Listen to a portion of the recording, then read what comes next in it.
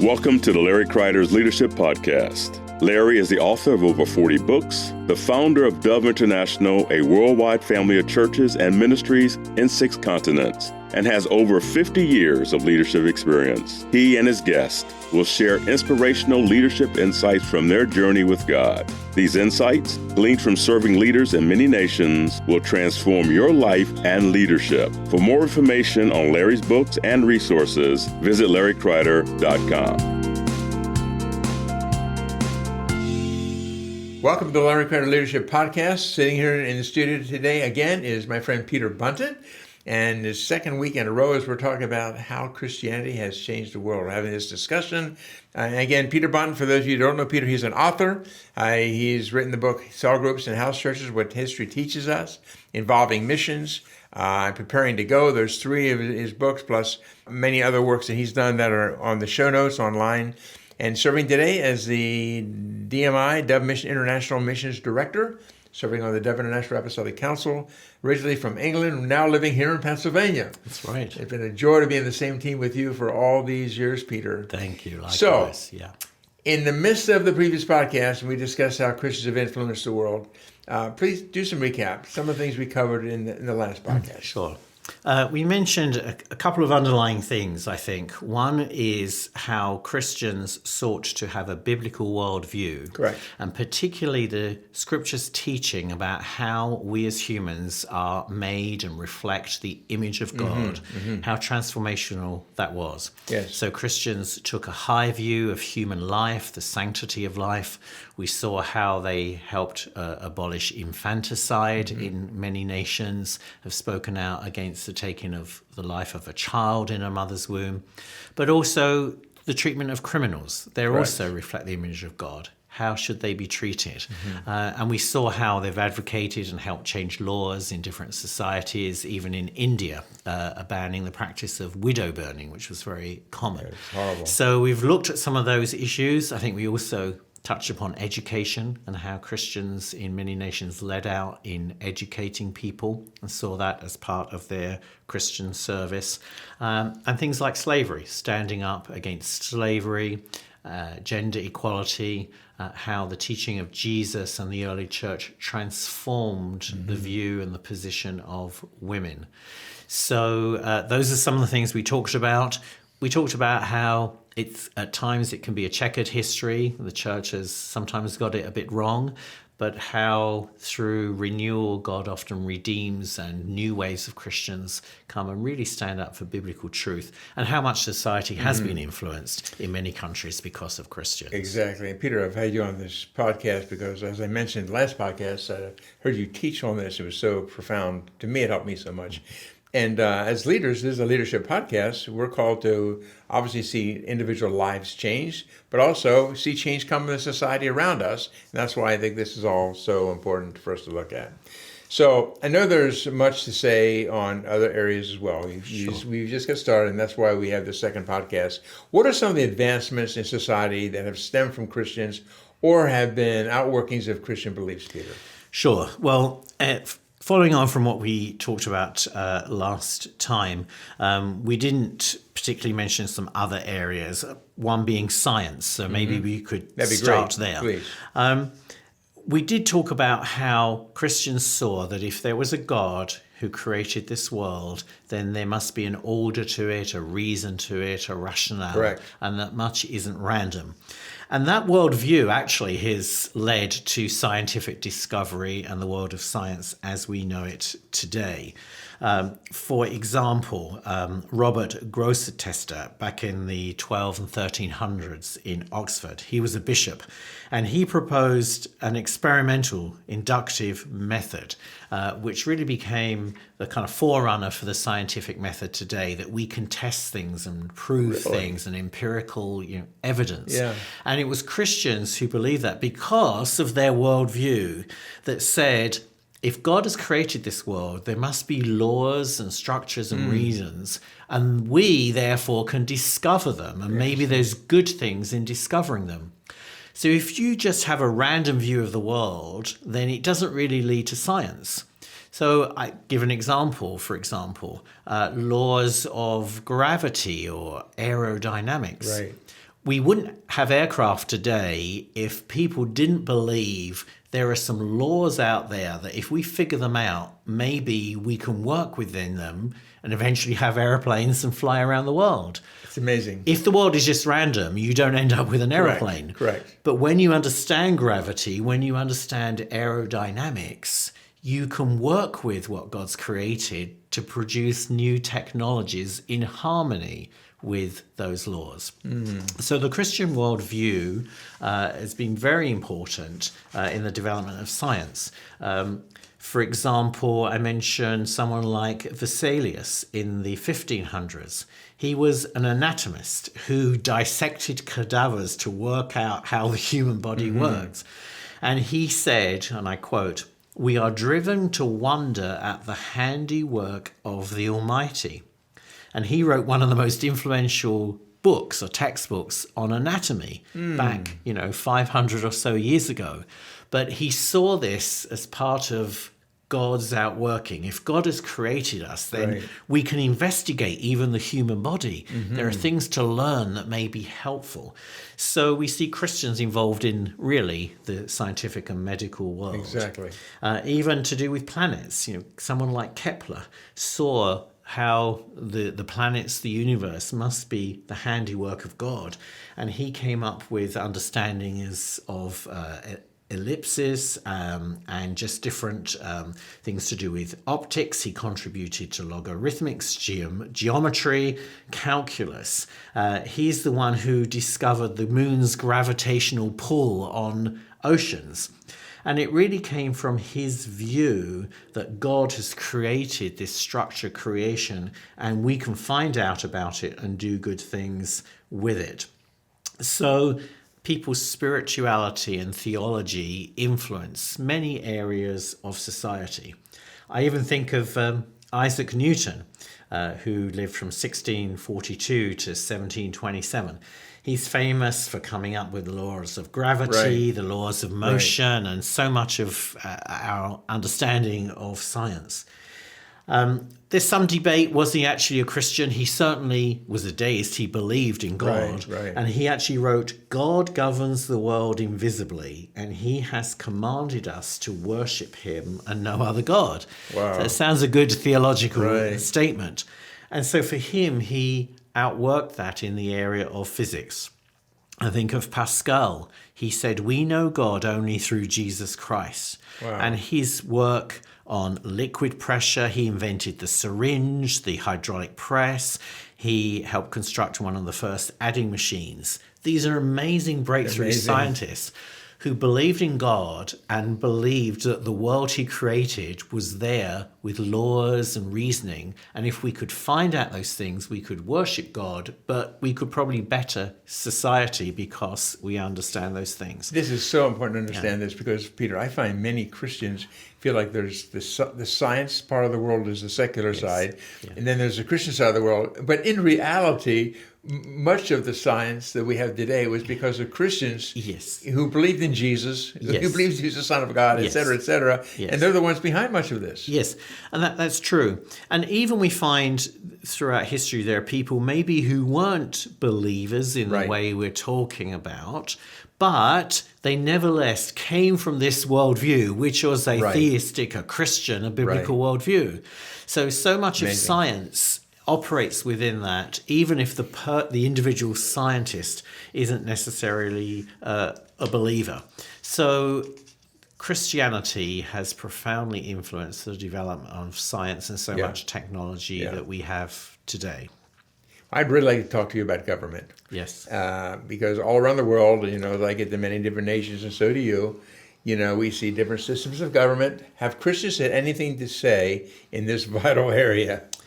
Yes, I think the answer is yes. And really applying some very direct scriptures in terms of government and also legislation and the way you construct society. For example, in Deuteronomy 19, verse 15, a matter must be established by the testimony of 2 or 3 witnesses. So really the way we do legal matters today comes from the scripture. You just can't be accused of something without evidence. It requires multiple witnesses. It requires evidence and corroboratory evidence for someone to be convicted. So our understandings of our legal system and our government system were influenced by the early church. I think of Bishop Ambrose of Milan in Italy. In the year 390 AD, there were many riots in the empire, particularly in Thessalonica, in modern-day Greece. And the emperor at the time, Theodosius, was involved with slaughtering thousands of people. The church said no one is above the law, not even the emperor. And he was excommunicated from the church. The church couldn't punish him with jail, but they could enforce discipline against him until he repented. So we find the early church applying scriptures about the legal system, saying no one is above the law. There's an equality before God. And of course, the whole thing of separation of powers in a nation like the US. Madison wrote, if men were angels, no government would be necessary. But in framing the Constitution, the framers, the founding fathers, realized from a more Christian view of mankind that we are imperfect and people do things wrong. We're not angels. So even government was set up so no one person could have all the power and do what they want. There were checks and balances and co-equal forms of government. So in a nation like the United States, we see even in constitutional structures, the Christian influence, the biblical worldview of humanity. That people need to be released and protected, but also no one should be given too much power. So yes, we see Christians involved with government and the shaping of governments coming from a Christian perspective. Yeah. Let's dig in deeper. Would you care to comment at all about how the church may have influenced the world in like areas of arts? Maybe music, painting, literature, on and on. Talk to us. Yes. And again, this is profound. And in some ways, I think this is a bit easier for people to understand because it seems so direct and tangible. There, of course, are the great Christian paintings. I think of Da Vinci's The Last Supper, which I actually got to see in person in the church of Santa Maria delle Grazie in Milan in Italy. Wow. This huge, beautiful work of art. I think of Rembrandt's work, Christ Healing the Sick, portraying the compassion of Christ in beautiful painting. One of my favourites is a painting called Holman Hunt, which is in St. Paul's Cathedral in London. And it's Christ knocking at the door, and the door is the human heart. And the door is covered in weeds. And are we going to open the door to admit Christ, who's carrying light? He's carrying a lantern. Powerful. That is powerful. So there's art that's very obviously Christian in a sense, and beautiful art in many nations, many eras. And so Christians have had a profound influence on the development of something like painting. But more than that, we see, for example, after the Reformation in countries like Holland, the Reformed Christians there realizing there was no separation between sacred and secular, didn't just paint biblical themes. They painted vases of flowers and bowls of fruit and vegetables because they were like, well, this is God's territory as well. This is God's creation. And even a bowl of vegetables or flowers or something can speak to us of who God is. So we see a lot of influence in different genres of painting throughout history. So that's one form of art, but of course we can think of architecture. I mean, even the church buildings and cathedrals around the world, particularly, say, on the continent of Europe, were just beautiful. A lot of them point upwards. They're towers and spires. The form of architecture is pointed. It's to draw your attention up towards God. And just beautiful art, the colourful stained glass windows. Even the shape of the buildings is in the form of a cross. So there's so much in architecture that is to point people to God, but also the cross of Jesus Christ.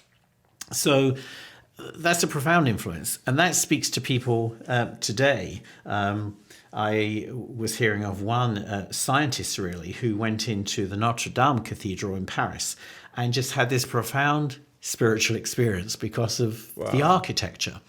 So Christians have influenced that, even literature. Of course, there are, again, the more obvious works of Christian literature, whether it's someone like C.S. Lewis and his Narnia Chronicles, John Bunyan, the Pilgrim's Progress, but in other, perhaps less direct ways. So, for example, St. Augustine, back around the year 400, he wrote his Confessions, and it was like his inner turmoil and the sin he'd been involved in and his redemption. And some would say he actually opened the way for us to have the novel, because until that point, no one had written about the inner feelings and processing of a person. And of course, much literature, the novel, it's about people's struggles and compassion and their love for one another or their hatred for one another. So some would say we wouldn't have the genre of a novel today if it hadn't been for Augustine writing his Confessions centuries ago. It opened up new ways of writing and being. And even in music, of course, there are the obvious examples, Handel's Messiah, Bach's St. Matthew Passion. They're clearly Christian. But even some forms of the modern day symphony developed from church music back in the 16th century. So we may not realize if we go to a symphony concert or something, but even forms and structures of music came out of a Christian influence. So the arts world has been profoundly influenced by Christians, yes. That is amazing. Are there other significant parts of life that benefited from Christian influence that you can think of? Well, yeah, we haven't touched on the whole area of finance and economics and work. And I think that's interesting as well. The biblical worldview, right back to the Garden of Eden, is that work is something to be honored. It's something of dignity. Right. In the paradise, if you like, that God created, the man and woman had a job to do. They had to do work. And obviously that became a lot more complicated later on after their sin. But there is dignity in human work. And so Christians have seen that and realize we need to work and be diligent and faithful. It says in 2 Thessalonians chapter 3, verse 10, if a man will not work, he shall not eat. God wants us to work and to provide for ourselves, our families, and to enjoy the fruit of our labors. I think the Benedictine monks really helped with this. Their motto was labore et orare, which is to work is to pray. And so the whole rhythm of their life was you'd pray, you'd go out and work in the fields for an hour and a half or so, you'd come back in and pray, you'd go and do some more work, you'd copy scriptures, you'd come back and pray. So they had this rhythm of prayer and work, really seeing it as the same thing. They are both worshipping God, whether it's singing or uttering words of prayer. And even things in the scriptures, you shall not steal, you shall not covet. They have governed the ways we do property and wealth accumulation and helped shape our society. But even more recently, trades unions, many of them were started by Christians. If we go back to Great Britain, it was the trade unions in the industrial era who spoke up and said some of the practices from our employers are not right. They're not just. There's a lack of health and safety. And the meetings of the trade unions, they were called chapels because they met in the chapel, in the church building. So we see even some of the modern labour movement has been influenced by Christian principles. And of course, Christians standing up for great injustice in the area of work and economics. I have here mention of Lord Shaftesbury in Britain. He lived 1801 to 1885. And when he was 26, he wrote, I want nothing but usefulness to God and my country. And he was the classic reformer in the Victorian era. He introduced laws in Parliament to eliminate child labour. In 1875, Parliament passed the Chimney Sweeps Act, which stopped children working up chimneys and getting caught and some even dying. Just a whole plethora of legislation that a Christian, a Bible-believing Christian, introduced to protect children, workers' rights, just health and safety Correct. as we go about our work. There are still actually millions of child laborers today in the world, and so there's still much to be done. But throughout history, Christians have often addressed this area because of their belief in the sanctity of human life, but realizing work is a good thing, or Yes, should be. that's right. But it needs to be regulated in a world of sinfulness. So really Christians have spoken into that whole Right. world of economics. Right. And that's why we need Christians in every realm of life, every area of influence today. There needs to be those who are believers in Christ and recognizing the need that can be just as important as someone who's a pastor of a church. Yes. And that's one way God's using people. Yes. Other ways he's using us as influencers in other areas of society. Yes. And that's why this is all such an important discussion. Yes. Anything more you'd like to say to our listeners today, Peter, about this whole subject? This has been intriguing. Sure. Well, I think it's a question of balance or two things. Yes, the church has made some mistakes in some areas, Right. and we don't want to just, wash over that. But also, it's not true when people say the church has just been an instrument of oppression or whatever. Right. It is the Christian faith that's motivated so many people to change the world of education, government, law. It's Christians who've helped us have modern science today. It's Right. Christians who've taken care of the poor and needy. Christians behind hospitals. I'm not sure we ever quite touched on that. That's true. But the early Very true. hospitals were at Yeah. the monasteries Right. because Christians saw the dignity of a sick person, whereas the ancient world would say they can just That's be good. cast off. So much of what we take for granted, even some of our charities and non-profit organizations, they were started because of Christians who believed Yes. we should enact compassion and concern for That's very people, good. even in our institutions and structures.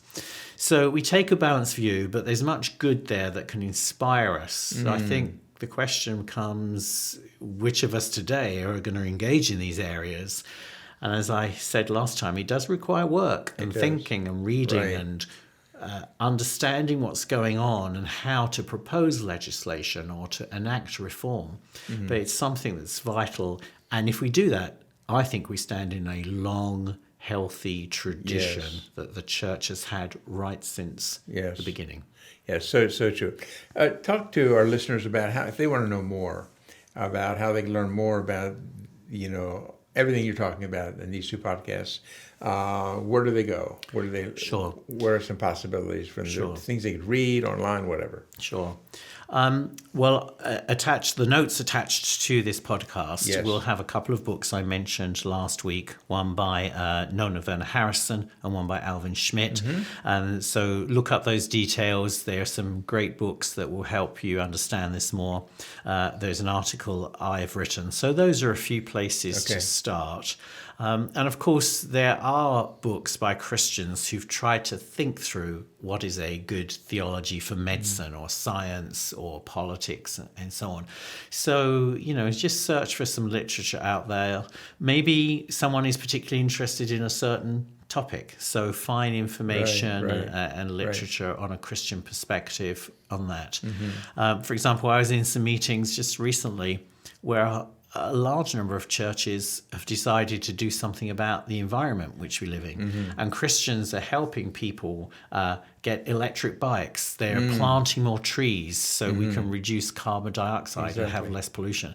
And it was very encouraging to see groups of Christians specifically engaged in that one issue and how it might help the world. That's just one issue. Sure. So some will be called to different areas of Right. society, but I think we should encourage people to engage in these issues. And there's a long tradition of doing so that's made this world a better place. And in Exactly. doing that, I think we're fulfilling God's purposes. God created us for shalom, which is healthy That's right. community with God, with the physical world, with one another, where there's justice, and we flourish within that, Right. and we reflect that back to God in worship. So I think there's a theological imperative for us to engage in these issues. I want to mention again some of the books that you've written, Peter, Cell Groups and House Churches, where you go back into history and explain that Small groups are not just some new idea that somebody came up with recently. Correct. Yeah. This is way back to the Methodists and the Moravians and back further even than that, and you've done that so well. And then you've written some really practical books, you along with Hilary Vargas, on missions, Evolving Missions, 24 Voices Reflecting Missions Today from Many Perspectives, and also Preparing to Go. This is the best short-term mission guide I've seen, compiled by Peter Bunton and Hilary Vargas. And I want to say, before we close the podcast today, Peter, we worked together for many, many years, been in the same team for many, many years. And as I teach on leadership, I often will say it's important to find people that are in your life to serve on the same team with you who are smarter than you or wiser than you. You've been one of those persons on the teams, some of the teams that I've led, and you've been a great blessing to work with. So thank you for sharing your heart today and these 2 podcasts on this very, very important subject. Any last minute thing that you feel like, I wish I would have said it, here's your chance. Well, I think just as you mentioned the book there, Evolving Missions, in a sense, it relates some of the subject of this podcast to missions, because we find as we do missions around the world, we come across injustice. We come across the need for education. We even come across pollution that is badly affecting a community. So these aren't just academic, philosophical discussions. I'm involved in world missions, and we find as we engage in many ways, these issues are real. How do we treat children or women and so on? So I just want to kind of do a little plug there for those interested in world missions. It ties in with the subject of this podcast very much. It does. And of course, you're also a professor at local seminaries and local universities. And again, so blessed to have you with us today. Now, if everyone listening today, check out the show notes, because on the show notes, you'll find this article Peter's written he's talking about. You'll find various books that he's written and just other resources that'll help you dig into this very important subject more deeply. So, Dr. Peter Bunton, so good to have you today on the podcast. And we look forward to seeing all of you real soon as we minister to people around the world on these small areas of leadership that we can learn, just small things we can learn that can make a massive difference in our lives and the lives of those we serve. So God bless you, and we look forward to having you back with us on the podcast next week. Thank you for listening to Larry Kreider's Leadership Podcast. If you want more information about any of Larry's books, daily devotionals, small group resources, or any other teachings, go to larrykreider.com.